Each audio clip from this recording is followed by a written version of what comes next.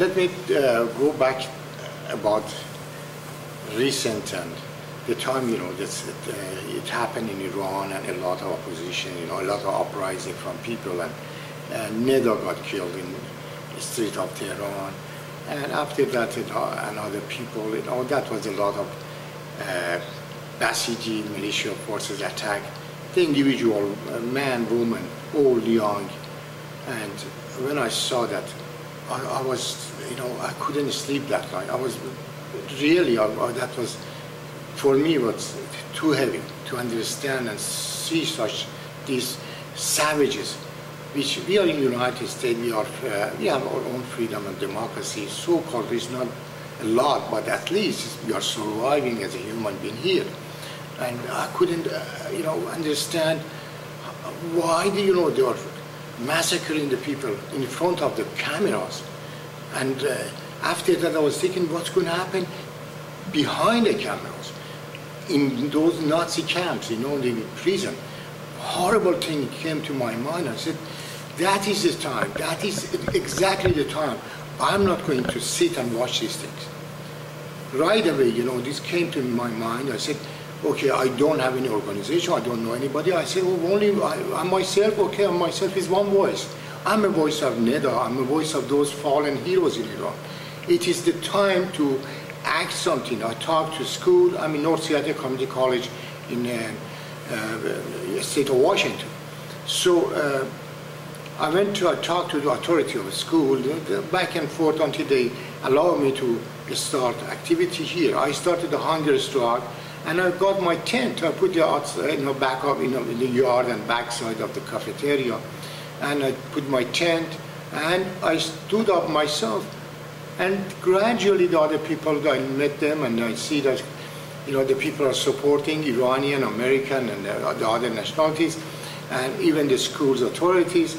And that was beautiful to see more people that are feeling and understanding, and they have solidarity with Iranian people. I found that this is the time to give the message to other people, not only around in college, to go to other places. So we had some activity in school, and we saw the result was excellent, to be the messenger of those fallen young men and women, which this is, that's impossible. You have 1% inside of us, feeling of human beings, sorrow in other places in the world, and just watching them not react to those situations. And I see even the people are working here as cleaning, the service at night for community college, even, they're working as laborers in here. Some of them, they came to me, and all the time they give their solidarity. And I heard the horrible things about their own societies, like Eritrea. That's something, I said, this is not only us. This is the human beings' problem today. Today is not only Iran. I'm not talking about Iranian only. I'm talking about the human being's life. From the little kids all the way back to the other side of the world, to another person, old people, they die in hunger in the other side of the world.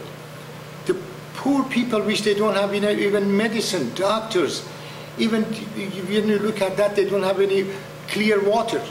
They cannot have drinking water like here. We buy the bottles and throw it out, half of the bottle. We see that. We throw half of our food in the garbage. This is how much we waste. And we see a lot of people that die in hunger and disease and lack of, opportunity. The people that cannot go to school. This is the horrible things happens in whole around the world. Who is responsible for that? Those people like Ahmadinejad and Khamenei, on the head of the Iranian government, and the others like Burmans, and those juntas and those dictators all around the other side of the world. They have one role. Their role is to kill the people, kill the human beings, kill the young generation. For what? For their own benefits and big corporation. Why is that? I cannot think how we can solve this problem. The problem exists in many years, but I know one thing. We can act and do something. We can be the voice of those oppressed people. Me and you and everywhere. We are not alone. We are, as a human voice, we have responsibility. If you want to survive and your family, your generation, who is going to happen to work with your grandchildren? Your grandchildren, they are going to ask the grandpa, grandma, you were alive, you were, you had a good life, but how about those men and women, young and old people, they are starving to death? And some people like Neda, they get killed in the street. Like in Burma, the young man and woman, they are getting killed for the little bit of freedom and democracy. Doesn't matter, food or democracy or freedom. The lack of that destroys humanity, destroys human's life. Who is responsible?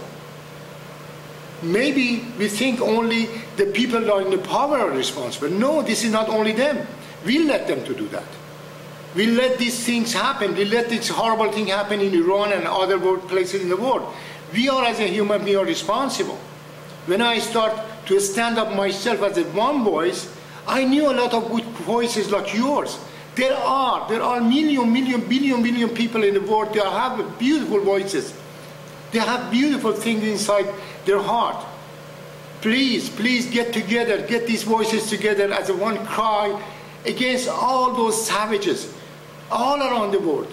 Even in part of the Harlem today, in United States, the kids, they don't have future.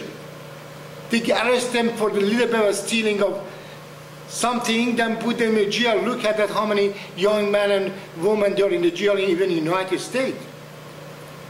Doesn't matter, Iran, Afghanistan, or Sudan. Doesn't matter. The matter is of human beings and inside us, in heart and in mind. What we answer to that? We should be happened these things and we watch. I don't think so. I stood up. I go to my last drop of my blood. I'm going to go move from Virginia, this state in front of United Nations, because on the September 24, Ahmadinejad is coming to General Assembly of United Nations. I'm going to continue my hunger strike, which is about 5 days ago I started. I'm going to continue that. I don't know. I don't know I'm be alive or not, but I try to stand up and be alive. And I do my best. And I'm pretty sure I'll be alive and I stand on my feet in front of United Nations and shout it against those savages. Not only Ahmadinejad, there is a lot of like Ahmadinejad in United Nations Assembly. We have to bring our voices. If any human beings, any human souls hear that and wants to oppose these savages, they should stand up. Stand up with me, not only with me, with those innocent men and women, young and old, oppressed people around the world. This is not my voice. I'm little voice of those young boys and girls in the street of Iran and in the street of Burma, and the massacre and torturing in cities of Sudan. Everywhere, everywhere, there are people. That's me and you.